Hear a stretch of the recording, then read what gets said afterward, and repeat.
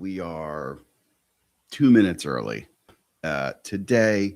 However, I got a thing at 8 o'clock. You'll have to forgive me if I start a little early, but the first 2 minutes are the same pretty much every week, with this one little exception. So here we go. You mean to tell me that if I don't believe what you tell me I should believe, that your God that you believe in, who is supposedly all about love, right? God is love. That if I don't believe what he wants me to believe, then I'm going to burn for eternity when I die? Kind of hard to reconcile, right? Well, my name is Jeff. Sometimes go by Rev Jeff on the internet.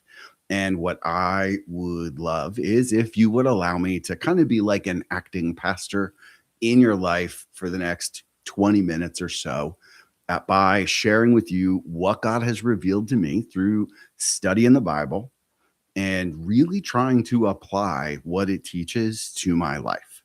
Now, I have learned over the years, anytime you gather people together around anything, especially if it's spiritual, it's very important that you have guidelines or guardrails in place. Otherwise, things get wacky pretty quick. And so we have five, I call them protective principles. And every time we gather, we just take a minute to remind each other what they are. Number one, we keep first things first, right? Theology matters, but the gospel is life and death. Number two, always want to remember that there is one all-knowing God, and we are not him. Number three, God's kingdom, the one that we inherit, it is all about providing for and protecting those who cannot do it for themselves. Number four, which is what we talked about last week, things that cannot be paid back are meant to be paid forward. And then number five, which is what we are talking about this evening and is a soapbox that I will stand on all week long, twice on Sunday, and that is that Christianity is not a belief system. It is a way of life. And if you give me 20 minutes, I'm going to prove it to you, right? Even the term Christianity, which really Christian means little Christs, right? It's followers of Christ or followers of Jesus or the way of Jesus. In Greek, they would have said hehoros, which actually they did, right? When the church was first born, we see it in Acts 2 in a big way, but it was considered a sect of Judaism, one of five primary sects of Judaism. So you had the Pharisees, many people have heard of, right? Pharisees were diehard believers, super strict to the Mosaic law. You had Essenes, who were also pretty diehard, but they were like radical separatists, very strict believers, but their focus was really on apocalyptic end times stuff. Then you had a group often referred to as the Zealots, who were militant revolutionaries, right? Like wanted a violent coup to overthrow Roman occupation. And then you had the Sadducees, who were nominal believers, right? Focused really only on the stuff that happens at the temple. Many of them were aristocrats and just kind of like affluent clout chasers. Then you had Hehodos. Then you had the Way. And this is all first century Judaism, right? And so you had this new sect of believers that basically were diehard believers, very much like the Pharisees were diehard. However, the Way isn't under the Mosaic law because Jesus Jesus didn't come to abolish the law, he came to fulfill it. So we no longer needed the Mosaic law, right? There's a definitely a sense of radical living like the Essenes, but rather than being radical separatists, there was radical hospitality, just a crazy communal kind of living. So it's the in the world, but not of the world. Uh, Certainly, these are people who believed, like those who followed the way of Jesus, believed like Jesus is going to return and overthrow the oppressors. They're also perfectly willing to give their lives, like the zealots were. I mean, it kind of had something in common with pretty much every one of the other first century sects of Judaism, ironically, with the exception of the Sadducees, who were nominal believers who basically just kind of played the game by checking the boxes of their faith and used their faith as a stepping stone for whatever they could get in life. And if that statement did not make you feel even a little bit uncomfortable, I'm going to suggest that you go back and listen to this a second time, because if we're guilty of something, but we're talking about the way, right? Christianity actually is the way Jehodos was born. We see it described. There is a section of scripture in Acts 2. It's chapters 42 through 47. This is the gold standard for a Christian community. The smallest church I have ever been employed by was 500 members. So, and my jobs always had something to do with creating community. So I have studied this passage every which way you possibly can. For sake of time, I can't set it fully in the context of the overall narrative. But if you want that, like, send me a message. I'm happy to explain it.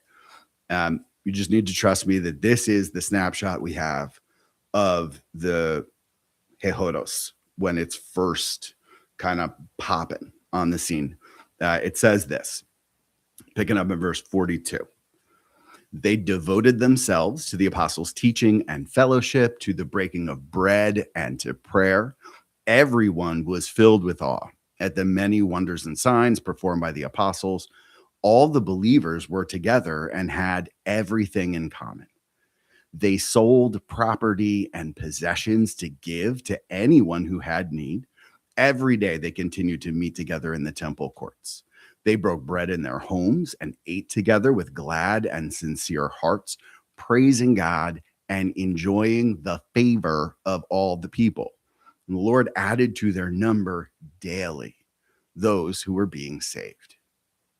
So I can tell you, I have been in many rooms with many intelligent people reading this passage and wanting to know how we can use this as an example for Christian community today, right? To bear that kind of fruit. And you simply cannot just duplicate exactly what this community did.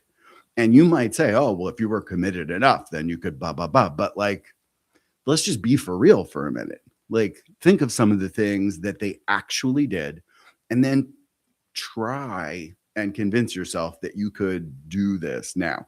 Number one, they had everything in common.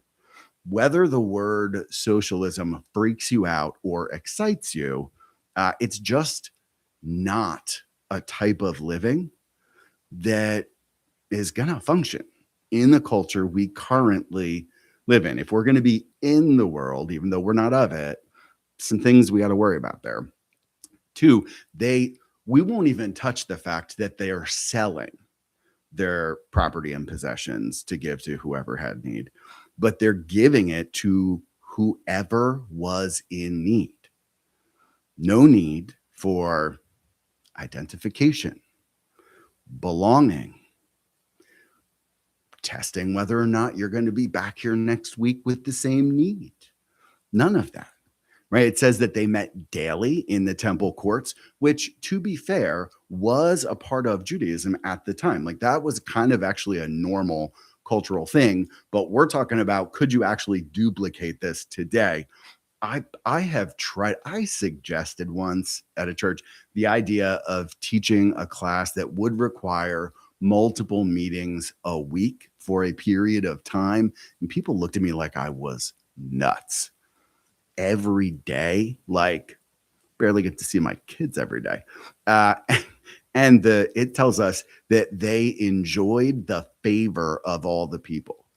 And I did a little bit of digging on this, looking at the original language and the culture and the context. And what it's really talking about is that everyone at this time saw the way, even non believers, and they respected their compelling generosity, their integrity, and their joy. I don't think anyone can say today that followers of Jesus enjoy the favor of all the people. Right or wrong, it's just simply not possible. Here's what we can do, though. We can extract the principles of this community and use those principles. We, rather than looking at exactly what they did, we look at the way that they did it. And we actually saw that last week, right? When Jesus is talking to his disciples in John 13:34, he's prepping them for the fact that he's about to be gone. And he says to his disciples, I give you a new commandment: love one another as I have loved you.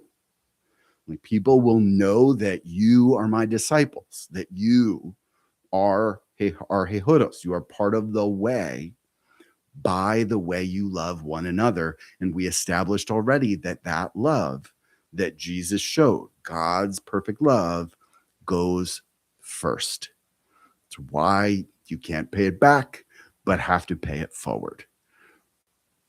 Even with all of this information, there is still a tendency in us as human beings to want to create structures and systems and communities, right, of various types that are going to create this feeling, this vibe, right? We still want to put a structure in place around things to make it happen. And I can tell you, look, if you are in the Charlotte area, you'll know I'm telling the truth about this. I'm from Jersey. I lived in North Jersey, Central Jersey for a while, 39 years of my life. And up there, everybody's got a football team. Doesn't matter if you have never watched a football game in your life, you got a team. Somebody says, hey man, who do you like? You got a team, right? Well, in Charlotte, it kind of works that way, but about church, right? Now, first off, if you say to someone that you're a Christian or it comes up, Christianity comes up in one way or another, they're probably going to try and find out, maybe by directly asking, are you Catholic or are you Christian? Really, what they mean is, are you Catholic or are you Protestant? Because Catholicism is Christianity. Like Hehodos, you track Hehodos through to today, it stems at one point where Protestantism comes out of Catholicism. But what they're probably going to ask you around here is, where do you go to church? And they're asking you that because they are trying to find out a little bit about the belief system that you live in, the package that you purchased, right? Like, are you Lutheran or Anglican or Baptist or Methodist, Presbyterian, right? Are you Reformed, Calvinist? Are you evangelical, right? They're trying to get a sense of what this belief system that you live in is, because Christianity is a way of life. Much harder to put your finger on, but denominations, those are absolutely a belief system, right? They tell us why, how and by who we are saved. They govern our corporate worship structures. They give us the rules that we're looking for that kind of lend themselves to a feeling of security. There's a right and wrong, a do and a don't. It is a belief system because it leans on certainty and knowing.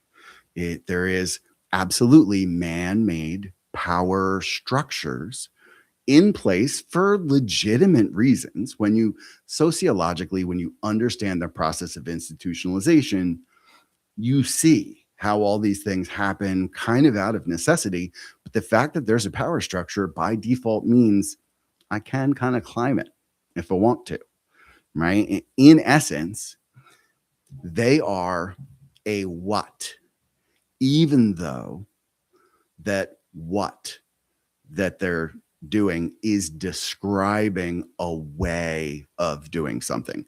I get that that was a super confusing sentence. So I'm going to give you an example. If I want to go from my house to Target, I can put it in the GPS and the GPS will tell me the way to Target, right? It will give me a list of what's direction of turns and streets and distances and traffic circles and all of that kind of stuff. Maybe even give me one or two options. Now, if I'm saying to my dad, "Hey, I got to go to Target. Can you help me?" Well, he's going to ask me, what time am I going? Right? Who's going with me? How long am I planning on being there? Am I going somewhere afterwards? Right? Because he's going to know that depending on the time, 73 and Beatties Ford Road is going to be a train wreck. And I may very well be better off just going Gilead to Ranson to Stumptown. But if I got the kids in the car and they see me going down Gilead before I get to Ranson, they might think I'm going to McDonald's. So I'm probably going to want to bring a snack in the car with me so that they don't get antsy or irritated. But it is definitely better than Beatties Ford to 73 because nothing irritates a child more than being in a car that is not moving. So you can see the difference, right, between what I get from the GPS, which is a list of what's, and they're tangible and I could put my hands around them and see them right there. They're easy enough to just take and go. But what I get from my dad is not a list of what's, it is a way to go to Target. But that way, it required more than objective facts and rules. It required relationship. And that is what the way of Jesus focuses on. It focuses on relationship. It tells me who I am in the lives of those around me and in the society in which I live, right? It doesn't lean on academic knowing and certainty. It leans on faith and what I refer to as a yada kind of knowledge. Yada is the Hebrew word for knowing, but it implies a relational, an intimate relational knowing, right?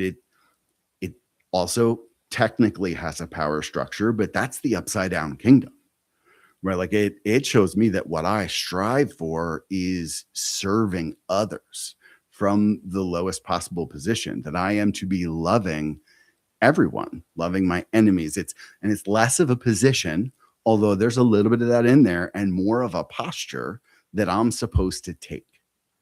So the way of Jesus, Hehodos, the Christianity at its core, in its essence, could really be summed up in loving everyone, enemies included, maybe even prioritized, serving from the lowest place, giving generously and living simply, living a peacemaking kind of life, not peacekeeping, which is very different, but a peacemaking kind of life, and cultivating purity in heart and in motive. Like that is the relational description of who I am, to be in those things if I am a follower of Jesus. But if you really want like a concrete, if this, then that, I will give you some of Jesus' greatest hits. Feed the hungry, clothe the naked, visit the sick, welcome the stranger, look out for the poor, right? In other words, care for those who cannot do it for themselves, especially if it costs you something. I mean, if you remember last week, we were talking about Jesus and Peter having some breakfast together, and Jesus keeps saying, like, if you love me, Peter, feed my sheep, right? Like you could really sum up what it is, I believe, at its core to be a Christian in simply like you want to put it on a t-shirt or a bumper sticker: love God, love others, go first. Kind of simple. But I can't talk about all this and denominations without clarifying something, because I'm not trying to throw shade at denominational living or belief systems or structures, because they absolutely serve a purpose, right? A denomination or that kind of structure, it is a man-made thing that means it's tangible. Like I can wrap my hands around it. It helps me to clear the empty space from where I am to where God is, the rules and regulations of those places, those belief systems become the things that we can tangibly grasp that allow us to experience God. For me, it wasn't a denomination. It was the 12 steps in the Fellowship of Narcotics Anonymous. So like I'm not judging you if that is your thing. Like if that's what you lean into, if your Christianity and your belief systems are intertwined, this is not a judgment, but it is a little bit of a challenge that relationship with God is worth more than what's easy.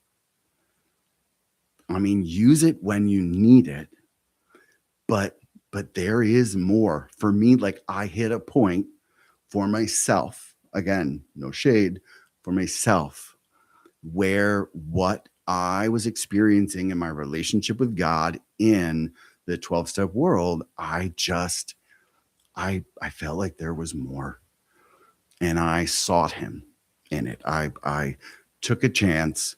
I basically deconstructed a bunch of beliefs and I pursued God. And I think this is a large part of the reason that you see a lot of what people call deconstruction going on in the 2020s in America, because in this time and day and age, a lot of the do's and don'ts that sit at the level of belief systems associated with Christianity, they just don't jive with who Jesus revealed himself to be in this day and age. And so if you are staying solely at the level of belief system, there's confusion and frustration and anger and arguments and fighting, and just it's just not good. So I would like to offer you an alternative way to pursue your relationship with God beyond relying on the belief system or structure. And it comes right from the Bible. And what I'm about to read you is all over the Bible in different places, in different words. I chose James 1, verses 22 through 27, that says this. And now this is James writing to the very early church, Hehodos, scattered all over the place. He says, do not merely listen to the word and so deceive yourselves. Do what it says. Anyone who listens to the word but does not do what it says is like someone who looks at his face in a mirror and after looking at himself goes away and immediately forgets what he looks like. But whoever looks intently into the perfect law that gives freedom and continues in it, not forgetting what they have heard, but doing it, they will be blessed in what they do. Right? The whole point of it is to do it. We learn for the sake of doing. I remember when I got clean, my sponsor telling me, you're going to hear people in meetings who can quote the basic text, which in NA, in Narcotics Anonymous world, basic text equals the Bible. You're going to hear people quoting that book, but they're never going to say the thing you only know if you tried to live that way. Be careful of those people because they have deceived themselves, right? Because they have confused understanding a thing from being transformed by it. And that's the danger in a lot of these belief systems, is if you just keep sharpening your understanding of the belief system, I mean, great, but only to the degree that it is used as a tool to do the thing you're supposed to do. Like, I was a trainer, personal trainer for years. I could run a class once a week, every single Friday, get together with a bunch of people, teach you something about weightlifting or mobility training or flexibility or cardiovascular exercise. I could teach you about nutrition and diet. We'd even every week after class make a meal together and eat it and then work out. But if that's what you're doing week after week after week after week, do you think your body is going to change? Right? Obviously not. You might get a better understanding. You might be able to even explain it to other people, but you're not going to be transformed by it. James goes on in 26 to say, those who consider themselves religious, yet do not keep a tight rein on their tongues, which, modern context, I think you got to include your thumbs in a comment section, which again, should probably make some of us a little uncomfortable.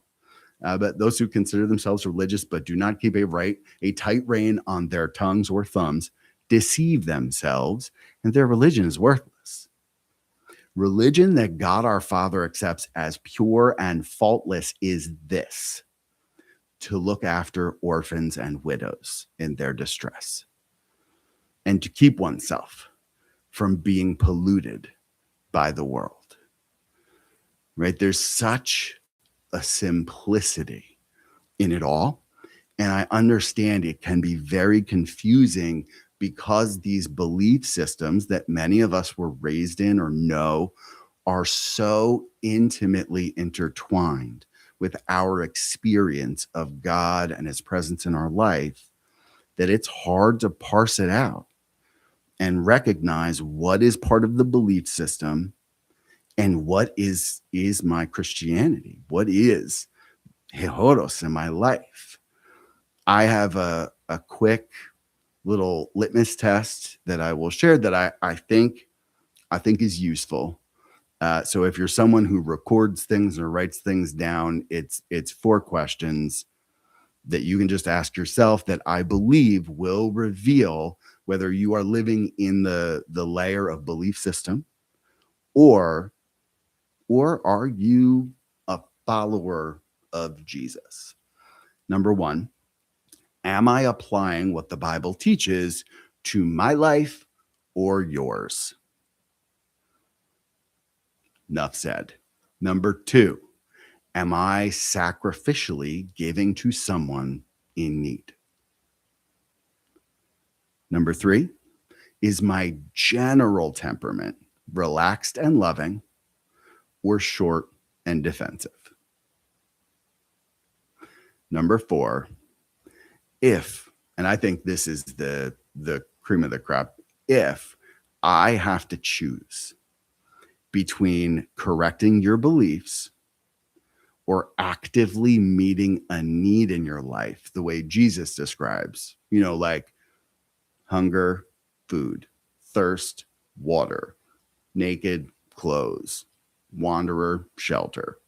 Like, if I have to choose between correcting your beliefs or actively meeting a need like Jesus describes, which am I picking? Because if I am more focused on your beliefs than your heart, chances are that I'm doing that because I am relying on my own beliefs to feel like I know God. And this is not a judgment or a condemnation. If there's conviction in it, I celebrate that. Like, God, the first step in my life, the first step in God revealing a new thing and allowing me deeper into his life and allowing him deeper into mine is always conviction that lets me know something doesn't line up. If I want more than just what these belief systems offer, he gives me a pretty clear way to go about pursuing more of him, right? I love God. Jesus tells me how to do that by loving others the way that he loved me, which means I go first. And so it is not about anyone or anything else, only the goodness of the God that I know and love and how I can reflect that to others in the world around me, whether they fit in my belief system or not. And so I pray for you this week. I really, really do, that God will put you in an uncomfortable position that challenges whatever belief systems linger in your life that are standing higher in the priorities of your heart than the face of Jesus, than to simply sit at his feet and know that you are loved in a way that can only be paid forward. And that paying it forward, that is the way of life. That is the Hehodos. So if this was helpful, I hope it was. If there's someone you think maybe would benefit, it's going to be posted. You can share with them. Maybe you bring them back next week. And not for nothing, we said we were going to go through the 5 protective principles as our first topics. And so we're now at a place where next week we got to decide what we're going to talk about. I have a couple of ideas. I am very open and would love, love it if you would send me thoughts, questions, suggestions, anything else you might have. And I want to do something a little bit different tonight and actually pray to close us out. Lord, I thank you for all of these people, this person right here. God, that you know that you are tapping on the shoulder through the power of your spirit.